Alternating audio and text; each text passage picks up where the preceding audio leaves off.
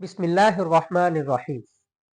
بعض اوقات یہ دل میں شبہ پیدا ہوتا ہے کہ جب اللہ تعالیٰ نے یہ لکھ دیا ہے کہ فلاں بندہ یہ برا کام کرے گا تو پھر اس برے کام کرنے پر اس آدمی کو سزا کیوں ملے گی؟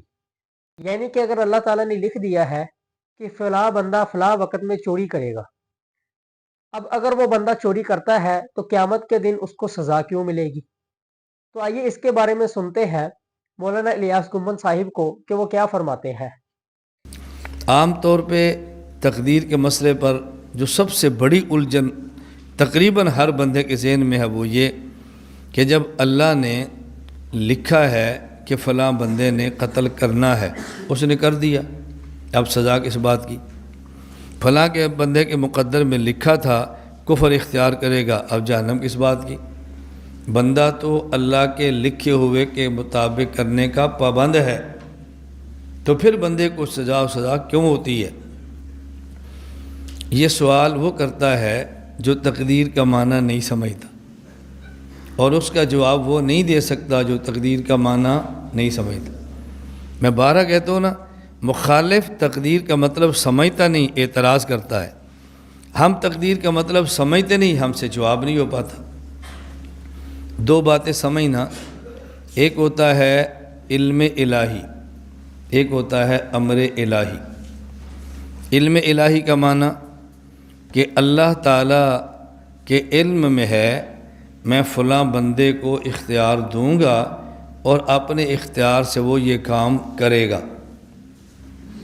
علم الہی کا معنی اللہ کے علم میں ہے کہ میں فلاں بندے کو اختیار دوں گا اور پھر وہ بندہ یہ کام کرے گا۔ میں سمجھانے کے لیے مثال دے رہا ہوں، مثال دے رہا ہوں۔ دورہ تحقیق المسائل چل رہا ہے،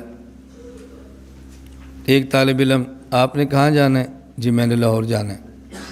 تو ہمارا بھی ایک کام کر لو گے؟ جی کر لیں گے۔ یہ جو لاہور اپنے اختیار سے جا رہا ہے میرے کہنے سے جا رہا ہے؟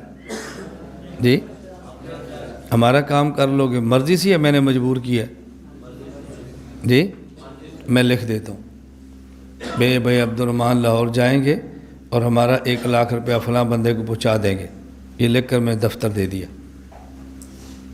ان کے کرنے سے پہلے لکھا یا بعد میں؟ جی کرنے سے پہلے لکھا نا۔ اب یہ جو لاہور جائیں گے اس لیے کہ میں نے لکھا ہے نا، اس لیے لکھا کہ انہیں جانا ہے۔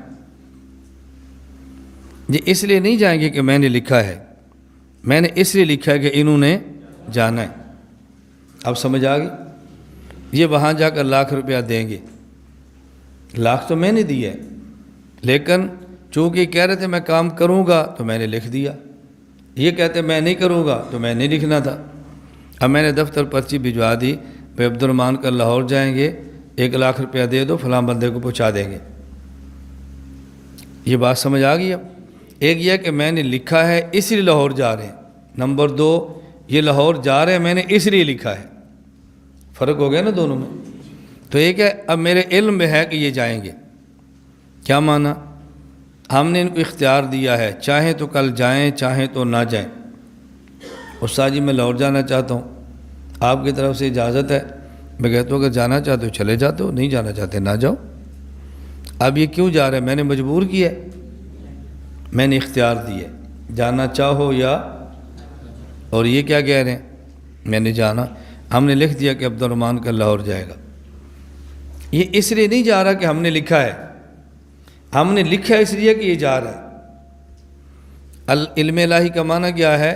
اللہ کے علم میں ہے کہ میں فلاں بندے کو اختیار دوں گا، چاہے تو کر اور چاہے تو نہ کر، اور وہ کرے گا۔ میں نے اختیار دے دیا ہے، چاہے یہ کام کر اور چاہے نہ کر، لیکن وہ نہیں کرے گا۔ یہ ہے علم الہی، یہ ہے علم الہی۔